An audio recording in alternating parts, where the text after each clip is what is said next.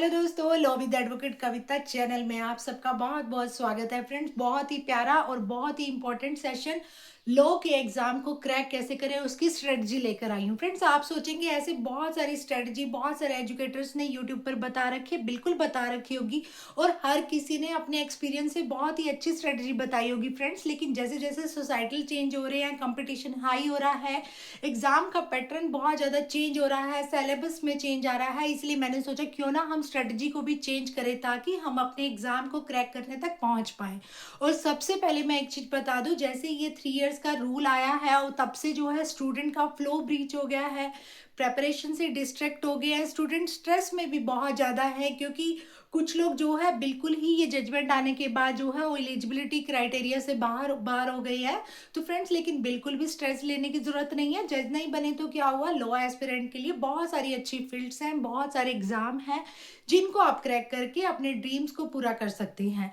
तो फ्रेंड्स, चलते हैं स्ट्रेटजी वाले सेशन पे। सबसे पहले मैं आपको बताना चाहूँगी कि जब भी हम स्ट्रेटजी बनाते हैं या प्रेपरेशन स्टार्ट करते हैं, तब हमारे अंदर बहुत सारा जुनून होता है। हमें लगता है कि बस हम तो बन ही जाएंगे, हम अपने आप को वो जज वाली चेयर पे या एपीओ या जीएलओ जो भी आप बनना चाहते हैं, आप उस पे अपने आप को देखने लग जाते हैं।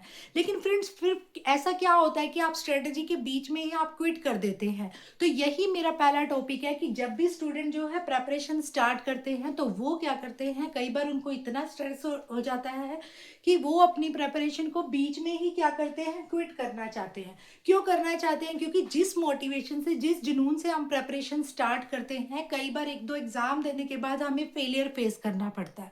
फिर हमें लगता है कि हमसे नहीं हो पाएगा। और सबसे इम्पोर्टेंट, जो हमारा आसपास का एटमॉस्फेयर होता है उसमें भी बहुत सारे लोग होते हैं जो हमें डीमोटिवेट करते हैं, जिस वजह से हमें जो है स्ट्रेस होने लगता है और हम चाहते हैं कि हम क्विट कर दें। फ्रेंड्स, स्ट्रेस होना नॉर्मल है क्योंकि आप जो है इतने बड़े पोस्ट के लिए आप एग्जाम दे रहे हैं, आप प्रेपरेशन कर रहे हैं। स्ट्रेस होना नॉर्मल है, लेकिन स्ट्रेस को अपनी वीकनेस मत बनाइए। स्ट्रेस होने की वजह से आप क्विट मत कीजिए, क्योंकि प्रेपरेशन सिर्फ सिलेबस की नहीं करनी, आपको माइंडसेट की भी करनी है। जैसे ही आप प्रेपरेशन स्टार्ट करते हैं, अपने माइंडसेट भी कीजिए कि चाहे कुछ हो जाए, मैंने सोचा है तो मैं अपना सपना पूरा करूंगा, चाहे कोई मुझे कितना भी पीछे खींचे, कोई मुझे डीमोटिवेट करे।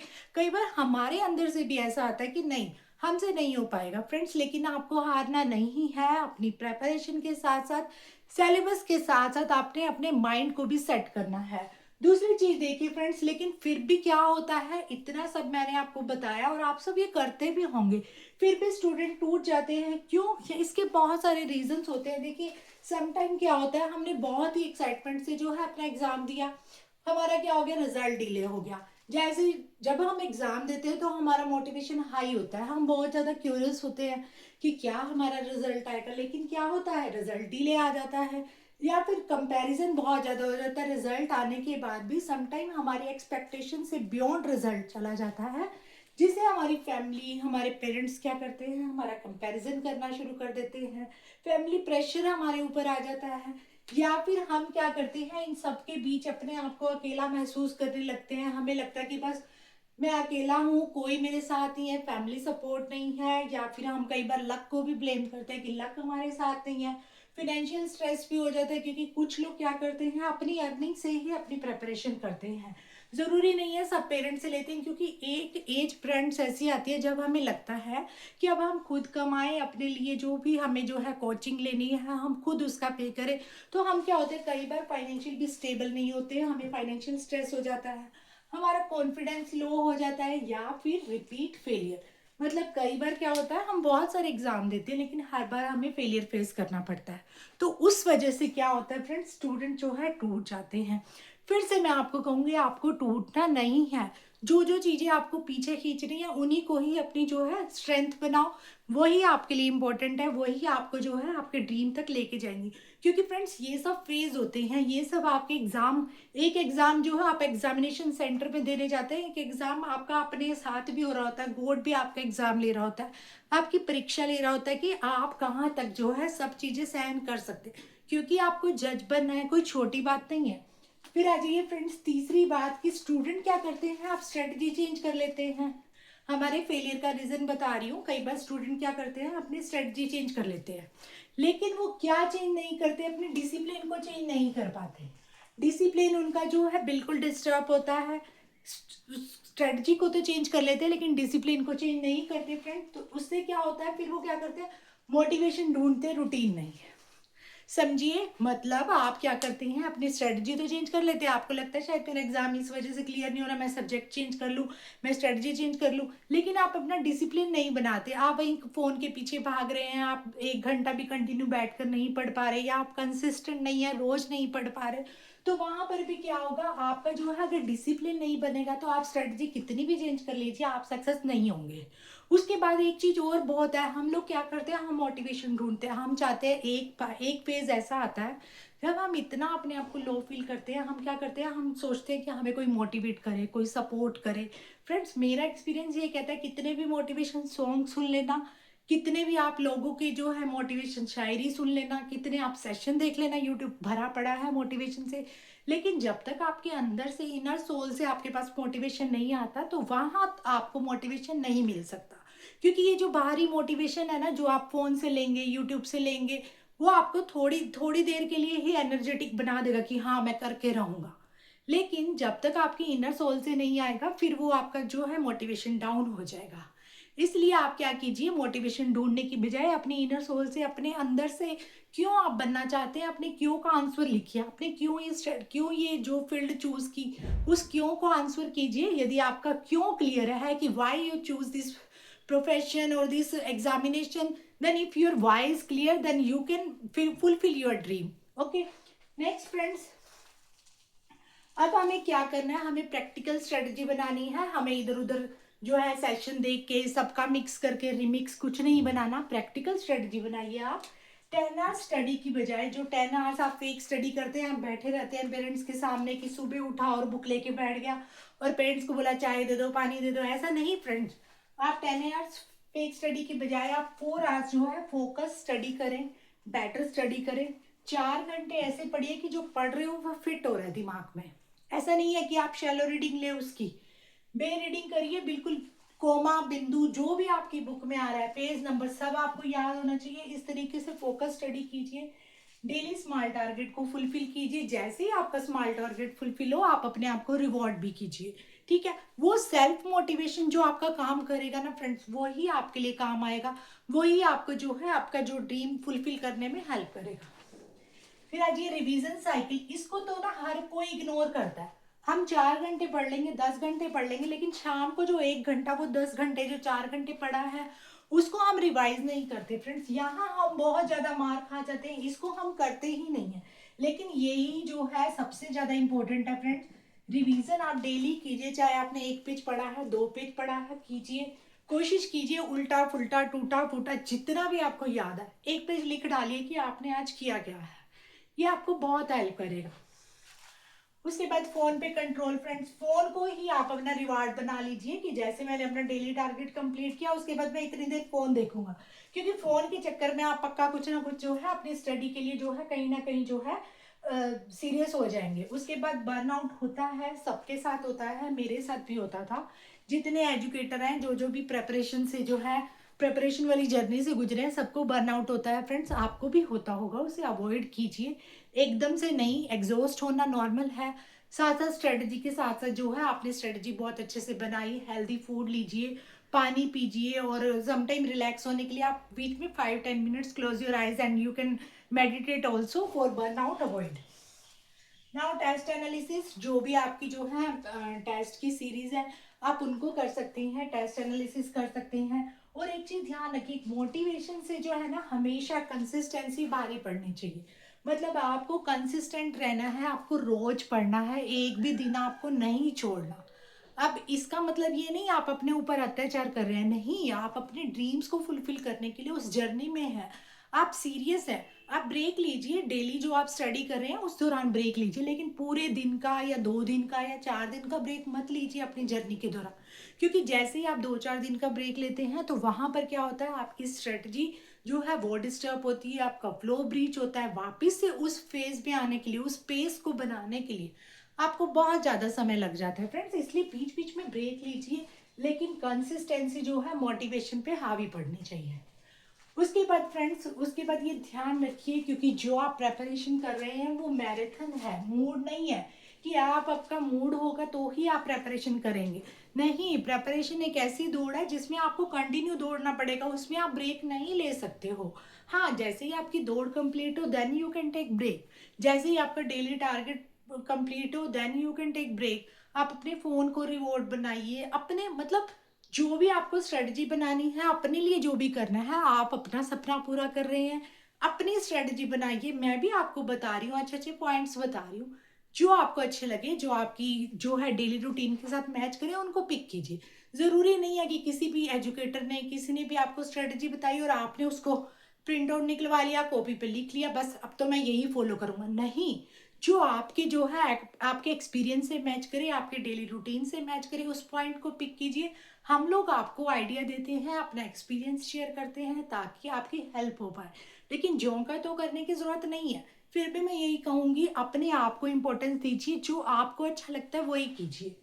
उसके बाद फ्रेंड्स, जज बनने से पहले प्रेशर आपको सीखना ही पड़ेगा, क्योंकि क्विट करना कोई सोल्यूशन नहीं है। क्विट करने का मन बनता है, मन करता है, बार बार की छोड़ ही देते हैं ना यार, नॉर्मल है। लेकिन हर बार क्विट करना नॉर्मल नहीं होता। वो मन में आना, वो आपकी परीक्षा भी हो सकती है कि आप अपने गोल के लिए कितने सीरियस हैं, आप अच्छे से पढ़ रहे हैं या नहीं, या बड़ी जल्दी ही आपके मन में कोई भी विचार आया और आप उससे डिस्ट्रैक्ट हो गए। नहीं दोस्तों, आपको जज बनना है। आपको दिन में कोई ये एक पेज नहीं पढ़ना, आपको दिन में 10, 50, 20 जितनी भी फाइल्स पढ़नी है, तो प्रेशर तो लेना आना चाहिए ना आपको। आप प्रेशर से डर के भाग रहे हैं, आप अपनी प्रिपरेशन को छोड़ रहे हैं, आप अपनी स्ट्रेटजी चेंज कर रहे हैं, आपको बीच बीच में मोटिवेशन चाहिए। नहीं फ्रेंड्स, ऐसा नहीं है। आपको जज बनना है। आप सोचिए, आपने कुछ बड़ा चुना है, इसलिए उसमें समय लग रहा है, ठीक है। उसके बाद फ्रेंड्स, प्रैक्टिकल स्ट्रेटजी को जरूर फॉलो कीजिए, ये बहुत इंपॉर्टेंट है आपके लिए। और फ्रेंड्स, लास्ट यहाँ पर जो एक बहुत इंपॉर्टेंट चीज है कि हर सक्सेसफुल एस्पिरेंट के पीछे बहुत सारे साइलेंट ब्रेकडाउन होते हैं। हर सक्सेसफुल एस्पिरेंट के पीछे बहुत सारे साइलेंट ब्रेकडाउन होते हैं फ्रेंड्स, क्योंकि जज बनना है कोई मजाक नहीं है, ठीक है फ्रेंड। जब भी आपको लगे कि आपकी जो है स्ट्रेटजी जो है वो आपकी डिस्टर्ब हो रही है, आपका मन भारी हो, आपको लगे कि आपको क्विट करना है, आपसे नहीं हो पाएगा, फ्रेंड, तब ये सोचिए कि अगर आपको लग रहा है कि आपने इतने सारे एग्जाम दे रही है लेकिन नहीं पूरा हो रहा, एक ही चीज सोचिए, आपने गॉड से बहुत बड़ा मांगा हुआ है, इसलिए उसमें समय लग रहा है। बड़ी चीज को पाने में समय तो लगेगा। और एक चीज और देखिए फ्रेंड्स, अपने आप को इम्पोर्टेंस दीजिए, अपनी स्ट्रेटजी को इम्पोर्टेंट दीजिए, अपने सेलेक्टेड सब्जेक्ट को इम्पोर्टेंट दीजिए। किसी की भी स्ट्रेटजी, किसी के भी तरीके, किसी के भी एक्सपीरियंस को जोगा तो फॉलो मत कीजिए। हर इंसान जो है यहाँ पे यूनिक है, उसके अलग तरीके हैं, ठीक है। आपका भी अलग होगा, मेरा भी अलग है, मैं जस्ट अपना एक्सपीरियंस शेयर कर रही हूँ। तो फ्रेंड्स, मुझे ऐसा लगता है कि मेरा एक्सपीरियंस आपके लिए हेल्पफुल कहाँ तक होगा कि जो मैंने आपको पॉइंट्स बताए हैं वो कीजिए। एक चीज आप और भी कीजिए, कभी भी ना कोशिश कीजिए, ये मत बनाइए 8 से 10 मैं BNS पढ़ूंगा, 10 से 11 मैं इंग्लिश पढ़ूंगी, या फिर 12 से 11 मैं GK पढ़ूंगी।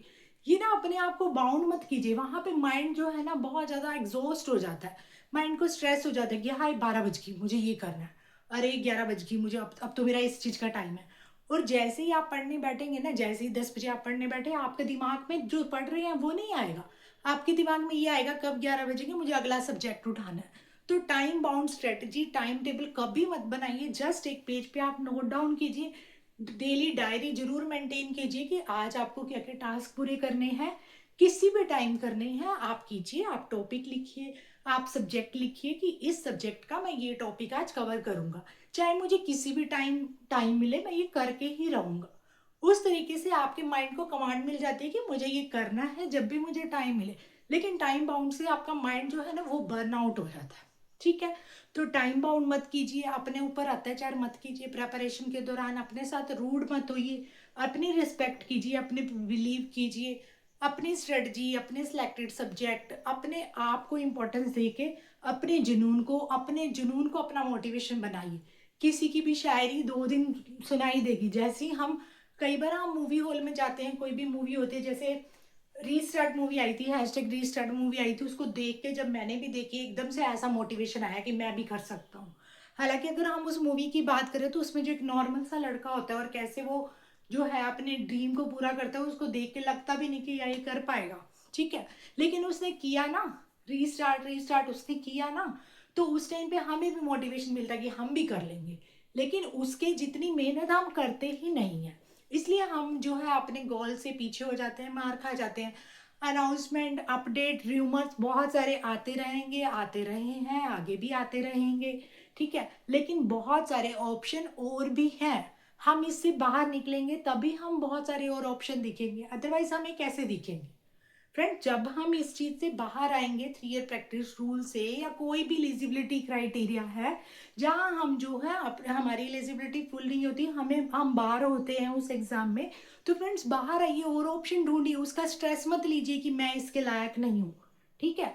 स्ट्रेस मत लीजिए, ऐसा नहीं है, वुमेन के लिए भी बहुत सारे ऑप्शन है, आप कर सकते हैं। अपने आप को बोलिए you are the best, you are the unique, you can do what you want, you can only do. जो भी आप चाहते हैं आप ही कर सकते हैं। पेरेंट्स सपोर्ट करेंगे, फिनेंशियल मेंटली सपोर्ट कर देंगे, समटाइम हमारे एजुकेटर है हेल्प कर देंगे, हमें टॉपिक समझा देंगे। लेकिन एट लास्ट करना हमें है, गेन हमें करना है, अपने आप को ग्रूम हमें करना है। फ्रेंड्स, ये बहुत इंपॉर्टेंट सेशन है, आप प्लीज़ इसको फोकस से देखना बहुत अच्छे से। आई होप कि आपको ये सब चीज़ें समझ आई होंगी। एक बार सीरियस होके देखिए, उसके बाद जो है वीडियो बंद करने के बाद भी सोचिए कि मैंने आपको क्या बताया, क्या आपके लिए वो जो है बेनिफिशियल है या नहीं। आई होप ये सेशन हर एस्पिरेंट के लिए काम आएगा, भले ही मैं लॉयर हूँ और लॉ की एजुकेटर हूँ, लेकिन कोई भी कॉम्पिटिटिव एग्जाम का एस्पिरेंट है, सबके लिए ये सेशन काम आएगा। क्योंकि ये मैंने सिर्फ स्ट्रेटजी बताई है, मैंने कोई ये नहीं बताया आपको कब बीएनएस पढ़ना है, कब आपको कॉन्स्टिट्यूशन पढ़ना है, ठीक है।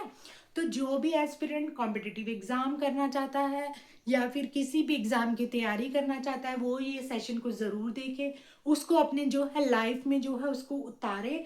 और कोई भी हेल्प चाहिए, आप मुझे मेरे law with advocate Kavita channel पर कमेंट कीजिए, आई विल हेल्प यू। और मुझे ऐसा लगता है कि मैं आपकी बहुत अच्छे से हेल्प कर पाऊंगी, क्योंकि बहुत सारे एग्जाम मैंने भी दिए हैं, बहुत सारा एक्सपीरियंस है मेरे पास।